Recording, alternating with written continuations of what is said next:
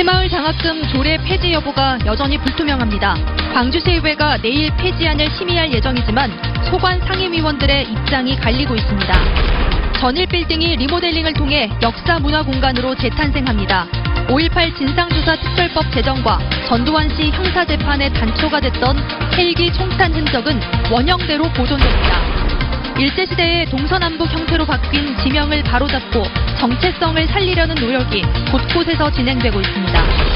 황룡강 장록습지를 둘러싼 갈등은 애초부터 광주시와 광산구 사이에 손발이 맞지 않았던 데서 비롯된 것으로 나타났습니다. 여러분 안녕하십니까? 광주 MBC 뉴스데스크입니다. 새마을 장학금 폐지 조례안이 내일 다시 광주시의회 상임위에서 논의됩니다. 하지만 폐지 여부는 여전히 불투명합니다. 시의원들의 의견을 일일이 확인해봤더니 찬반이 엇갈리는 데다 심의를 유보하라는 새마을회 압박도 계속되고 있습니다. 첫 소식 김인정 기자입니다. 새마을 장학금 조례 폐지 심의를 담당하는 행정자치위원회 의원은 모두 5명. 이 중 찬성이 2명, 유보가 2명, 반대가 1명이라 심의 결과가 불투명합니다.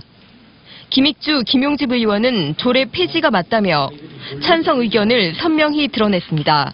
타 기관 단체와의 형평성이라든지 그런 문제, 그런 점에서 다뤄지는 부분이기 때문에 저는 이번에 이 조례가 폐지되어서 정리되는 것이 옳다고 봅니다. 이정환 인미란 의원은 판단을 유보했습니다.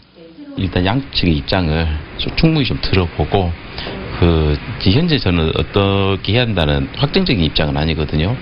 장재성 의원은 폐지에 반대했습니다. 어찌됐든 지역에서 나름대로 고생들을 많이 하고 계시잖아요. 근데 사기만 이제 꺾을 필요는 없다. 여기저기 눈치 보기 바빠 의원들 의견도 우왕좌왕 엇갈리는 사이 새마을회는 심의를 미루라고 행자위 의원들을 압박했습니다. 장학금 폐지를 심의하기 전에 새마을회 회원들처럼 봉사활동을 한 경우 자녀가 장학금을 받을 수 있도록 비꼬울 장학금 규정부터 고쳐달라고 대안을 요구했습니다. 저는 비꼬울 장학회에 자원봉사자 내지는 봉사를 열심히 했던 사람에게 장학금을 줄 수 있다 하는 그런 대체법을 좀 만들어 달라는 겁니다. 행자위가 심의 유보 요구에 특별한 답변을 내놓지 않자 새마을회는 심의를 유보해달라는 기자회견을 내일 광주시 의회에서 열 예정입니다. 이에 따라 행자위 의원들이 실제로 심의를 열고 가결이나 부결을 결정할지 혹은 압박에 못 이겨 심의를 실제로 유보하게 될지 주목됩니다. MBC 뉴스 김인정입니다. 5.18 진상규명 특별법 제정, 그리고 전두환 씨 형사재판. 이런 일들이 가능했던 건 전일빌딩에서 발견된 헬기 총탄 흔적 때문이었습니다. 5.18 역사의 증언자 역할을 한 이 전일빌딩이 오늘부터 시작되는 리모델링 공사를 통해서 역사 문화 공간으로 재탄생합니다. 보도에 정용욱 기자입니다. 금남로 1가 1번지의 전일빌딩은 80년 5월의 목격자입니다. 시민군이 건물 안으로 숨기도 했고 옥상에서 대치하기도 했던 역사적인 공간입니다. 이에 전남도청과 함께 5.18 당시 저항의 중심지였습니다. 이곳에서 한을 가지고 지켰던 것이기 때문에 아주 이제나 잊을 수 없는 것이기도 합니다. 이 과정에서 전일빌딩은 헬기 사격을 온몸으로 견뎌냈습니다. 진실은 37년이 지난 2017년에서야 밝혀졌고 당시 대선 후보였던 문재인 대통령의 결단을 이끌어냈습니다. 전일빌딩의 총탄 흔적을 둘러보고 발포 명령자 규명과 함께 5.18 정신을 헌법 전문에 넣겠다고 발표한 겁니다. 그래서 헌법 전문에 5.18 정신의 개성을 우리가 명시하는 그런 개헌을 할 필요가 있다고 생각합니다. 문 대통령은 취임 이후 특별조사를 지시했고 국방부도 조사 결과를 받아들여 헬기 사격을 공식 인정했습니다. 한편으론 5.18 당시 헬기 사격을 목격했다는 고 조비오 신부의 증언이 역사적 사실로 굳어진 겁니다. 이로 인해 회고록을 통해 조비오 신부를 거짓말쟁이로 비난했던 전두환 씨는 기소돼 다음 달 첫 재판 출석을 앞두고 있습니다. 이 객관적 사실과 근거, 구체적 사실이 이 전일빌딩에는 고스란히 남아 있습니다. 그래서 고 조비오 신부의 그 증언이 확정되는데도 이 전일빌딩 공간은 의미가 있을 것으로 그렇게 생각합니다. 한때 헐릴 뻔했다가 우여곡절 끝에 되살아난 전일빌딩이 이제 발포 명령자를 포함한 5.18의 실체적 진실이 하루빨리 규명돼 더 이상 왜곡과 폄훼가 없기를 기원할지도 모르겠습니다. MBC 뉴스 정용욱입니다. 문재인 대통령이 이른바 5.18 망언에 대해서 헌법 정신을 부정하고 나라의 근간을 무너뜨리는 일이라고 비판했습니다. 문재인 대통령은 오늘 열린 수석부장관 회의에서 이같이 밝히고 표현의 자유와 관용이 민주주의를 파괴하는 주장과 행동에까지 허용될 수 없다고 강조했습니다. 또 색깔론과 지역주의로 편을 가르고 혐오를 불러일으켜서 정치적 이익을 얻으려는 행태에 대해서 국민이 단호하게 거부해달라고 당부했습니다. 담양군 남면의 이름이 내일부터 가사문학면으로 바뀝니다. 일제가 동서남북 방위를 가지고 정한 지명이 100년 만에 바뀌는 겁니다. 일제 잔재를 청산하고 정체성도 살리자는 이 같은 움직임이 곳곳에서 일고 있습니다. 남궁욱 기자가 취재했습니다. 담양군 남면은 600여 년간 가사문학의 산실로 평가받아 왔습니다. 가사문학의 대표작인 정철의 성산별곡과 송순의 면왕정가 등 18편의 가사문학이 여기서 탄생했습니다. 이런 담양군 남면의 명칭이 105년 만에 가사문학면으로 바뀝니다. 가사문학의 산실이라는 지역 특성을 반영한 겁니다. 남면은 담양군의 11개 면 중 유일하게 일제가 동서남북 방위에 따라 정한 이름으로 남아있던 곳인 만큼 명칭 변경의 필요성이 제기되었습니다.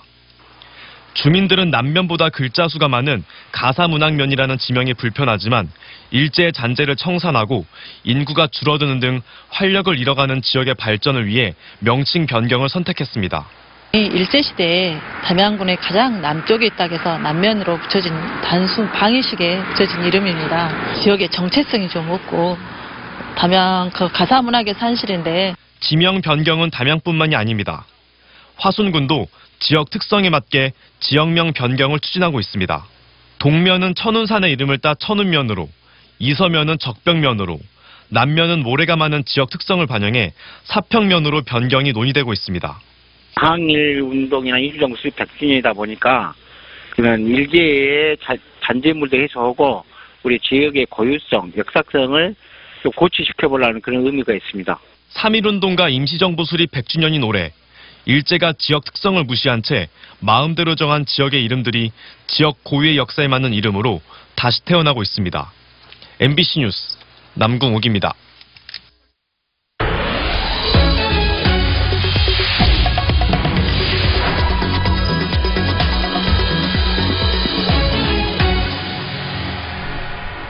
황룡강 장록습지를 둘러싼 갈등에 대해 몇 차례 보도해드린 바 있는데요. 개발과 보존의 가치가 충돌하는 이 문제가 어디서부터 잘못됐는가 따져봤더니 광주시와 광산구의 엇박자 행정이 있었습니다. 서로 통보하고 협의만 했어도 생기지 않았을 갈등이었습니다. 우종훈 기자가 취재했습니다. 국비 예산이 들어가는 체육시설 건립을 주장하는 주민과 국가 습지보호구역으로 지정을 주장하는 환경단체가 갈등하고 있는 황룡강 장록습지. 갈등이 빚어지기 1년 전쯤인 지난 2017년 10월 갈등의 씨앗이라고 볼 수 있는 행정행위를 광주시와 광산구가 각각 진행하기 시작합니다. 광주시는 환경부에 습지보호구역 지정을 신청했고 광산구는 체육시설을 짓겠다며 행안부에 국비 예산을 신청한 것입니다. 하나의 공간을 두고 개발과 보존의 가치가 충돌하는 행정행위를 동시에 시작한 셈인데 두 행정기관은 서로가 장록습지를 상대로 무엇을 하는지 알지 못하고 있었습니다. 이게 저희들 지정하려고 하는 게 아니었거든요. 그때 당시에는. 그렇기 때문에 사실 여러 가지 어떤 그런 사업에 대한 부분들을 사전에 파악하고 조사하고 그럴 단계가 아니었습니다. 광산구가 광주시의 습지보호구역 추진을 끝까지 몰랐던 것은 아닙니다. 익산국토관리청으로부터 습지보호구역 추진 때문에 해당 지역의 체육시설 건립이 힘들다는 연락을 받은 겁니다. 하지만 사업을 강행했고 그러는 사이 국비 예산 10억 원 배정이 확정됐습니다. 조사 중에 있는 것으로만 파악됐지 습지센터로 갈 것이라고 이렇게 지금처럼 상황이 이렇게 변할 줄은 몰랐던 것 같습니다. 광산구가 국비 예산을 확보한 줄 모르고 습지보호구역 지정을 추진하던 광주시. 체육시설 예산이 확보되고 반년이 흐른 지난해 5월에서야 광산구의 계획을 알게 됐습니다. 기초자치단체와 광역자치단체 간의 이런 불협화음이 결국 주민과 환경단체들 간 갈등으로 번진 셈입니다. 서로 자치구하고 시가 논의를 같이 시작했다면 가장 큰 난제, 지금 시민운동장 조성 문제 때문에 이렇게 난관에 봉착하지는 않았을 거라고 보고 있습니다. 광주시와 광산구는 몇 차례 토론회와 주민설명회로 갈등을 봉합하려 애쓰고 있지만 해법은 쉽게 나오지 않고 있습니다. 행정기관 간의 손발이 맞지 않았던 탓에 치러야 할 사회적 비용이 갈수록 커지고 있습니다. MBC 뉴스 우종훈입니다. 어등산 관광단지 조성 사업이 민간 사업자 재공모 방식으로 추진됩니다. 광주도시공사는 2019 성과 창출계획 보고회에서 어등산 관광단지 조성 사업의 경우 민간 사업자 재공모를 통해 연내 개발 사업을 추진하겠다고 밝혔습니다. 도시공사는 다음 달 민간 사업자 재공모를 실시한 뒤 6월에 우선 협상 대상자를 선정해 9월에 협약을 체결하고 12월에 유원지 개발에 착수하는 일정을 마련했습니다. 폐업한 요양병원에서 공포 체험을 하던 1인 미디어 진행자가 숨져있는 60대 남성을 발견해 경찰에 신고했습니다. 지난 16일 새벽 1시 30분쯤 광주시 서구의 한 폐업한 요양병원에서 68살 A모 씨가 숨져있는 것을 1인 미디어 진행자 39살 B모 씨가 발견해 경찰에 신고했습니다. 경찰은 A씨가 거주지 불명으로 주민등록이 말소된 점과 외상이 없는 점 등으로 미뤄 폐업한 곳에서 노숙하던 남성이 숨진 것으로 보고 있습니다. 조합원들에게 현금을 건넨 혐의로 체포된 광주 지역 현직 조합장이 검찰에 구속됐습니다. 광주지검 공안부는 지난 1월부터 최근까지 조합원 5명에게 지지를 호소하면서 340만 원을 건넨 혐의로 광주 모 지역 단위농협 조합장이자 입후보 예정자인 박모 씨를 구속했습니다. 한편 검찰은 박 씨와 함께 체포한 박 씨의 부인은 석방했습니다.